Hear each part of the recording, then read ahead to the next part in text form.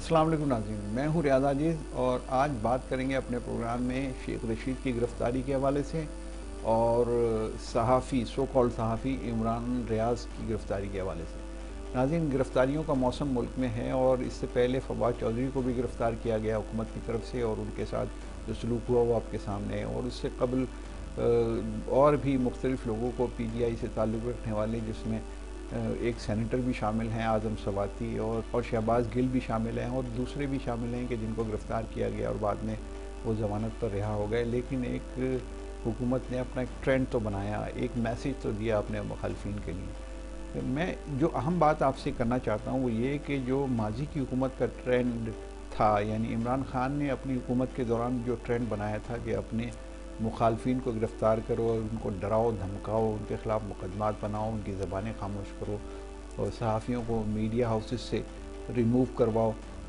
यही ट्रेंड मौजूदा हुकूमत का नज़र आ रहा है। इसमें कोई बहुत ज़्यादा फ़र्क नहीं है, अलबत्ता जो इंटेंसिटी थी यानी शिद्दत जो थी इमरान खान के हवाले से, उसमें अभी थोड़ी सी कमी है मौजूदा हुकूमत के तर्ज़ अमल में।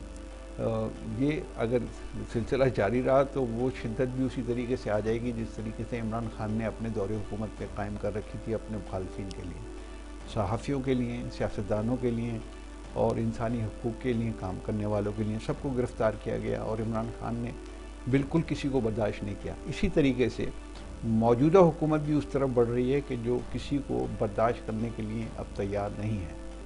अब सवाल यह है कि इन हालात में क्या किया जाए कि जब हुकूमतें ये तय कर लें कि हम किसी को बोलने नहीं देंगे, किसी को बात नहीं करने देंगे, लेकिन दूसरी तरफ ये मामला भी बड़ा अहम है। देखिए नाज़रीन, मैं इस पे भी ज़रूर बात करूँगा कि जिस तरह की बातें शेख रशीद साहब कर रहे हैं, जो लबो लहजा उनका होता है, जिस तरीके से गालम गलोच वो करते हैं, मीडिया की जब कैमरे ऑफ हो जाते हैं, जिस तरीके से वो बातें करते हैं और जिस तरीके के वो दावे करते हैं, उसके ख़िलाफ़ कार्रवाई तो होनी चाहिए और अब नहीं, बहुत पहले होनी चाहिए थी।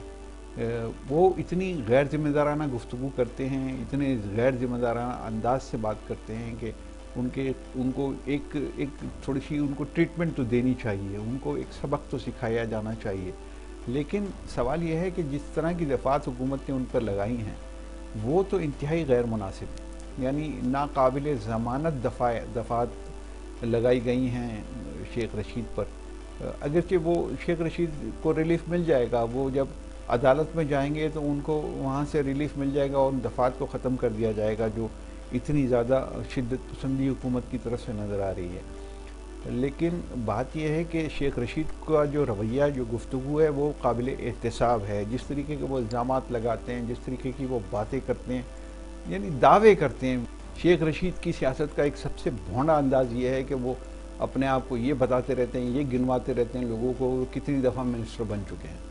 अब भाई कैसे वो मिनिस्टर बने हैं, किन किन रास्तों से गुजरे हैं, किस किस के उन्होंने हाथ जोड़े हैं, किस किस के उन्होंने जूतियाँ सीधी की हैं, किस किस की खुशामदें की हैं, ये तो सबको मालूम है ना कि वो किस तरीके से कौमी असम्बली के रुकन मुंतखब होते हैं। वो अपनी सीट भी अगर आज़ादाना तौर पर, मुनसिफाना तौर पर इलेक्शन कराए जाएँ तो वो अपनी सीट भी नहीं निकाल सकते। वो इस तरह के सियासतदान हैं।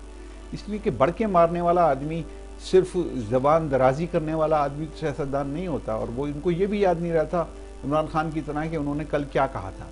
वो हर रोज़ एक नई बात लेके आ जाते हैं और नई पेशेंगोई लोगों के सामने रख देते हैं। अब ये इल्ज़ाम जो उन्होंने आसिफ अली जरदारी पर लगाया है, ये बहुत संगीन इल्ज़ाम है। अगरचे वो इल्ज़ाम से तकरीबन वो पीछे हट गए जब उनको ये समझ में आया कि पुलिस और हुकूमत अब उनके पीछे पड़ गई है, तो वो इल्ज़ाम से पीछे हट के उन्होंने सारी बात इमरान खान पे डाल दी है कि मुझे इमरान खान की बात पर यकीन है, वो जो कह रहे हैं वो ठीक कह रहे हैं। यानी पहले वो खुद इन्फॉर्मेशन दे रहे थे और आर्मी चीफ़ को दावत दे रहे थे कि आर्मी चीफ़ कोई फ़ौज का अफसर उनके पास भेजें जिसे वो सारी इन्फॉर्मेशन दें। आसिफ अली जरदारी ने जो कत्ल का मंसूबा बनाया है उनकी सारी इन्फॉर्मेशन उनके पास थी, उन्होंने दावा किया था।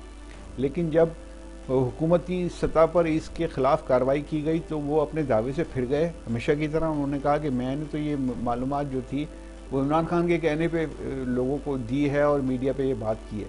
तो जो शेख रशीद साहब का अंदाज़ है वो काबिल मज़म्मत है। लेकिन दूसरी तरफ एहसन इक़दाम तो खुद हुकूमत ने भी नहीं किया। जिस तरीके की दफ़ात उन पर लगाई गई हैं, ये वाज़े तौर पर एक मैसेज देना है शेख रशीद को कि भाई हम ये कर रहे हैं और ये करेंगे, आपको तंग करेंगे। لال حویلی کا معاملہ ایک طویل عرصے سے چل رہا ہے، انہوں نے اٹھا دیا اور اس کو سیل بھی کر دیا. یعنی اب تنگ کرنے کے اوپر بات آ گئی ہے، اب اپنے اپنے اختیارات استعمال کرنے کے اوپر بات آ گئی ہے. اچھا، دوسری طرف گرفتاری ہوئی ہے عمران ریاض کی، جو اپنے آپ کو صحافی کہتے ہیں. دیکھیے، کوئی بھی شخص اگر کسی پارٹی کا، کسی سیاسی جماعت کا ماؤتھ پیس ہے تو پھر وہ صحافی کیسے ہو سکتا ہے؟ وہ اپنی پارٹی کے حق میں اچھا رائے عامہ ہموار کرنے والا شخص تو ہو سکتا ہے کہ جو روزانہ ٹیلی ویژن پہ بیٹھ کے اپنی پارٹی کے حق میں رائے عامہ ہموار کرے.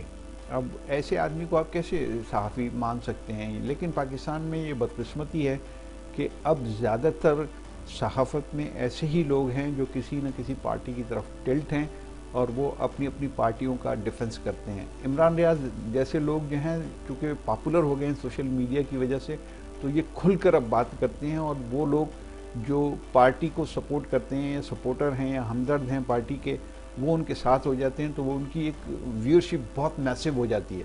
اس وجہ سے وہ اپنے آپ کو صحافیوں کی صف میں لا کے کھڑا کرتے ہیں اور کہتے ہیں کہ ہم صحافی ہیں اور ہم بہت ساری باتیں، مطلب سیاستدان بن جاتے ہیں، کہتے اپنے آپ کو صحافی ہیں، اصل میں ہوتے ہیں کسی نہ کسی سیاسی جماعت کا ماؤتھ پیس. تو عمران ریاض کا کیس بھی وہی ہے، جنہیں آج عدالت نے رہا کر دیا.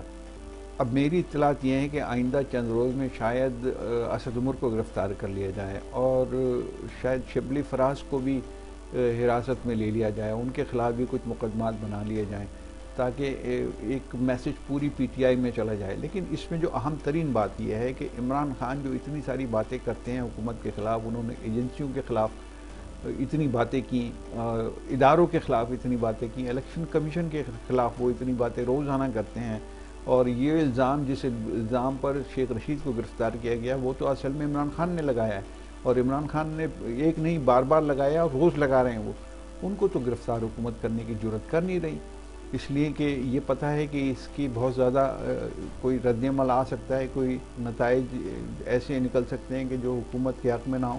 تو وہاں جہاں حکومت کی گوٹ دبتی ہے ان کو تو آپ گرفتار کر نہیں رہے، لیکن جو چھوٹے سیاستدان ہیں، کمزور لوگ ہیں، ان پر حکومت ہاتھ ڈال رہی ہے کہ ان کو گرفتار کرنے سے ایک میسج پوری پی ٹی آئی میں جائے گا، اور نچلی سطح تک ایک میسج حکومت دینا چاہتی ہے وہ دیتی ہے، اور اس کا کچھ اثر بھی ہوتا ہے. لیکن اصل آدمی کو آپ گرفتار کرنے کی جرات نہیں کر سکتے، نہ کر رہے ہیں. تو اصولی طور پر تو سیاستدانوں کو گرفتار کیا نہیں جانا چاہیے، لیکن جس طرح کی باتیں عمران خان کرتے ہیں ان کو ایک دفعہ تو کوئی سبق سکھائے ضرور اس حوالے سے، اور ان کو کٹہرے میں لایا جانا چاہیے. مجموعی طور پر تو میں نہیں سمجھتا کہ سیاستدانوں کو گرفتار کیا جائے یا صحافیوں کو گرفتار کیا جائے، لیکن جو حقیقت حال ہے وہ یہ ہے کہ ایسا کیا جا رہا ہے. اگر یہ حکومت کرتی ہے تو کوئی بہت اچھے الزامات نہیں ہیں، لیکن جیسا کہ میں نے کہا کہ عمران خان کو یا عمران خان کو فالو کرنے والے سیاستدانوں کو بھی سوچنا چاہیے وہ کیا کہہ رہے ہیں. بغیر کسی ثبوت کے الزام لگانا، پگڑیاں اچھالنا، یہ ایک ٹرینڈ عمران خان نے انٹروڈیوس کرایا ہے، اور شیخ رشید اس کے اندر عمران خان کے کوچ ہیں، جو اپنے آپ کو کوچ بھی کہتے رہے ہیں عمران خان کا ماضی میں. تو یہ سارا جب تک نظام اسی طریقے سے چلتا رہے گا، ملک کی جو حالت ہے وہ اسی طریقے سے ابتر ہوتی جائے گی. معیشت تباہ ہے، بہت زیادہ حالات خراب ہو چکے ہیں پاکستان کے، لیکن حکومت اور اپوزیشن یعنی عمران خان اپنی خرمستیوں میں لگے ہیں. اجازت چاہتا ہوں. اللہ حافظ.